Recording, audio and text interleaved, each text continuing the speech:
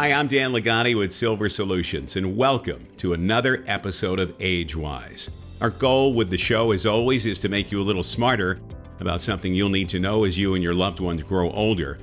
A couple of weeks back, we had a conversation with today's guest, Dr. Mary Tinetti of the Yale University School of Medicine.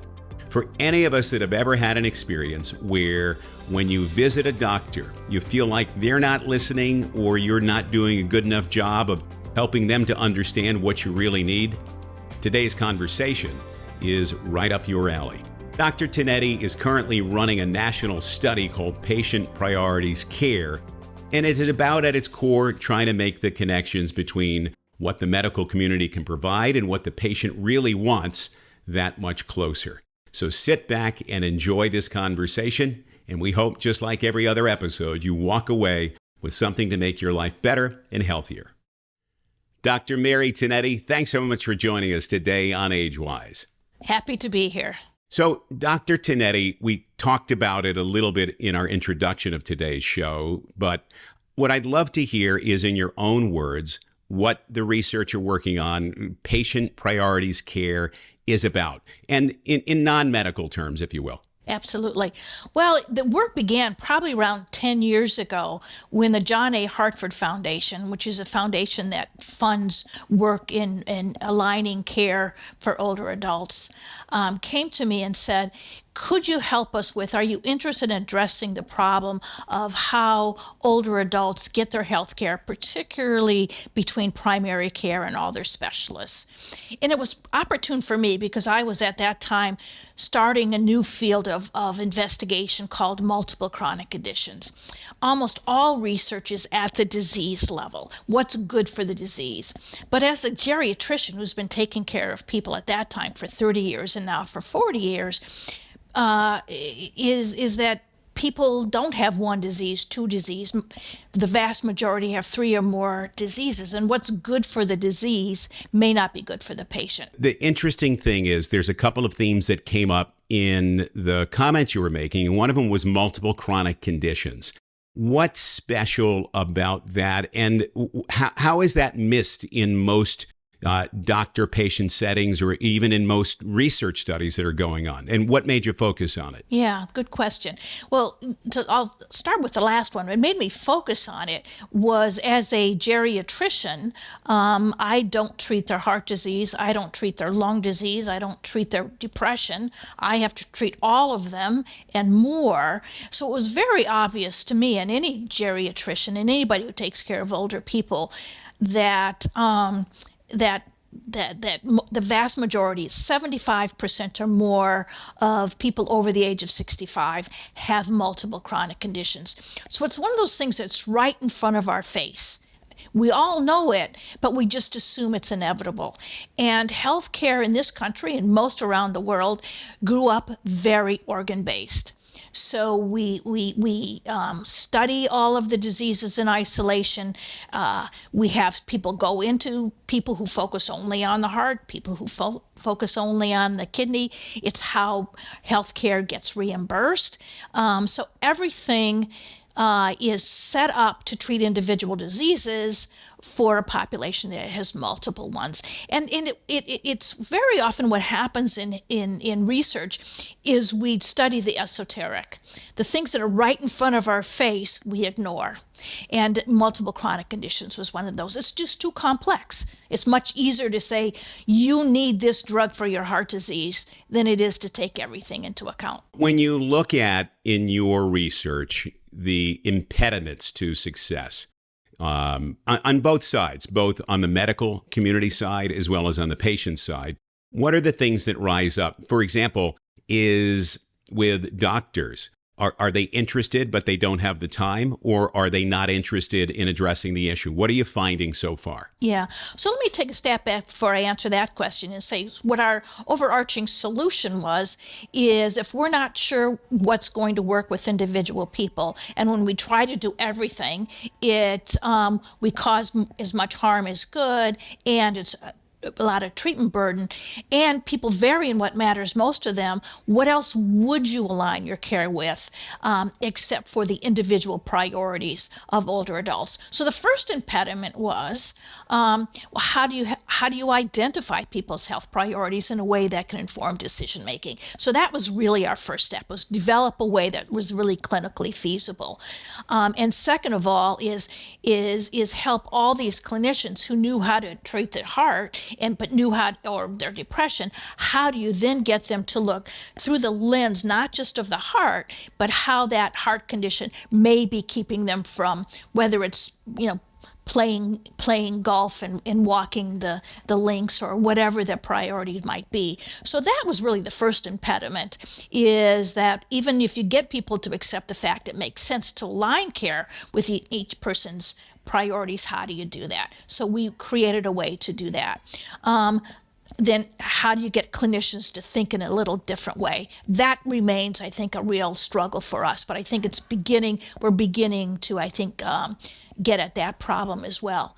A key problem is still the way disease is studied and paid for is still on those individual diseases. So even if clinicians want to do it, there's not a good mechanism within our current health system. And we get paid for all those individual diseases. And as you probably know, the encounters are getting shorter and shorter and shorter. So there's less time. So absolutely. And that's a common thing. In talking with my general practitioner, I was told that he's now seeing 22 to 24 patients a day. And that's not a heavy load. And that's incredible, though, because what it really means is you've got about 15 or 20 minutes. Yeah. And as you know, I'm sure from your own practice, is the technology elements of it mean that you're also looking at a computer keyboard and typing during that period of time. So there's got to be a great degree of burden put on the medical side. Now, you mentioned that you have a way to get at getting the information out. Talk to us about that. Is that what you had referenced in our conversation before today's discussion, myhealthpriorities.org? That's one mechanism. So what we did, we work with actually behavioral psychologists, because they're the group of people that work with individuals to set goals for stopping smoking or decrease alcohol or whatever it is. And we got them to expand to not just all those individual problems, but how do you get people to talk about their big life goals that they want their health care to work with. And we developed ways with probing to get it, the concept of SMART goals, which actually started in business but works very, very well for healthcare: specific, measurable, actionable, realistic goals. So we created a way with probing, a set of questions to get people to identify their specific health goals. And this was pretty unique. People weren't used to thinking that way. So that was a bit of a hurdle. But that required, our original way of doing it required a member of the healthcare team to take 20 minutes, 30 minutes to walk that through. Our preference is still that it happens within the healthcare team, but we also created a way with a website that people could walk themselves, or with their help of their care partner, could walk through and identify their own health priorities. Well, one of the things that I imagine that also solves for is, even if the healthcare team is asking the questions, a lot of times people simply don't know how to answer because they're not thinking about what their priorities are. They're thinking about the fact that my foot hurts and I can't figure out why. But ways that from what I saw, the tool that you've created on the website, it actually guides you in a simple way to get at the core issues that are really what you're trying to get at. Exactly. And it does take a little time to get there, because people, again, they just don't think that way. They think about, my foot's hurting, I want to get it taken care of. They think, oh, my blood pressure, I better do something. They don't even realize that every time you try to treat the little piece, everything else can kind of fall apart. And so how do you take that step back? And it does take and it doesn't happen in a single encounter. If it takes a while for people to get comfortable and start thinking that way. So when you think about the average older adult that's dealing with the multiple conditions that you talked about, who is the medical quarterback for that person, if you will? And because I'm not sure that, again, that's widely understood when people go from specialist to specialist. What's your advice as to whether it's a family caregiver or the older adult themselves? Who should they be turning to for help and guidance? So in the ideal world, it would be the primary care provider.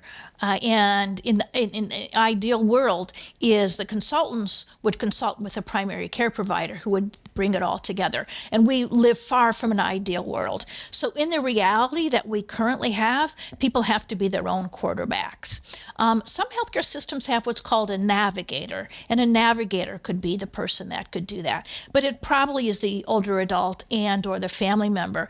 And what people can do in that situation is, if you go in knowing what your priorities are, you're much more likely to get your specialists, all of the clinicians, to think that way. It's hard to avoid when I go in and I say, the thing that matters most to me overall is that I get so tired that I can't play with my grandchildren. And I want you to help me with whatever your health condition, whether you're the orthopedist and deals with joints, and arthritis can certainly make it difficult for people to walk and do it, or you're the cardiologist. If you focused on the outcome that matters to me and what I'm willing and able to do for my health care, I could be the quarterback in each of those specialties that I go to. So ideal world would be primary care provider. The real world right now, it's the older adult and family member.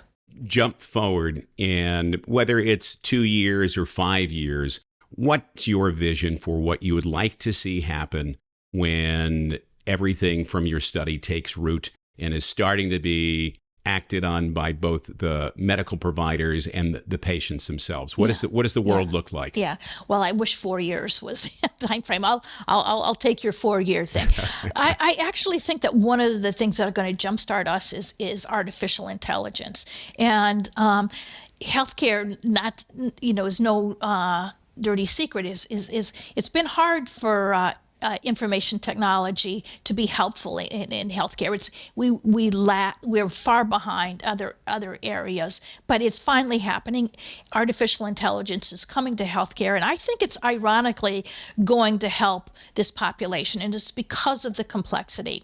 Because if decision making is really going to be aligned with what matters to each individual, and each of them has their own combination of conditions, we have to have a way that we can very rapidly help people identify what their health priorities are. And that's the work that we're doing that needs to get embedded in their healthcare records. And then those health records also have the wealth of all of their health conditions, what's worked for them, not worked for them in the past, all of the evidence that exists. You could bring it all together and actually pretty quickly align care with what matters to you versus what matters to somebody else. So I do think that ironically, that probably the most high-tech thing we have going forward in healthcare, AI, is going to help with the most touchy-feely part of medicine, what matters to individuals. That's my hope. In that spirit, I know you said that you hope that everything is perfect in 4 years, but not likely. But give us an anecdote, to kind of end on, where maybe you've seen the pieces on both sides work, and that gives you optimism and hope for the fact that you're helping to make things better. Yeah, so one example, when I mentioned we did a study at Cleveland Clinic, and one of the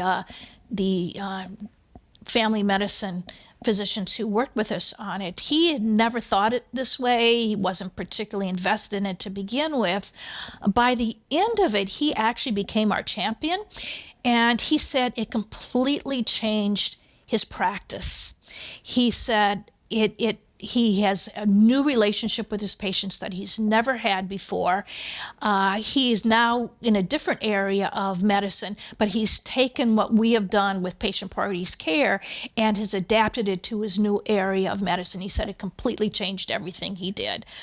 So from a clinician standpoint, I think what's really wonderful for patients, and we've heard this probably 3 or 4 or 5 times when we interview people, and they said, for the very first time, I realized why I need health care, and I realized that maybe my clinician really does want to hear what I have to say. So those are the kind of things that make this worthwhile and keep us going.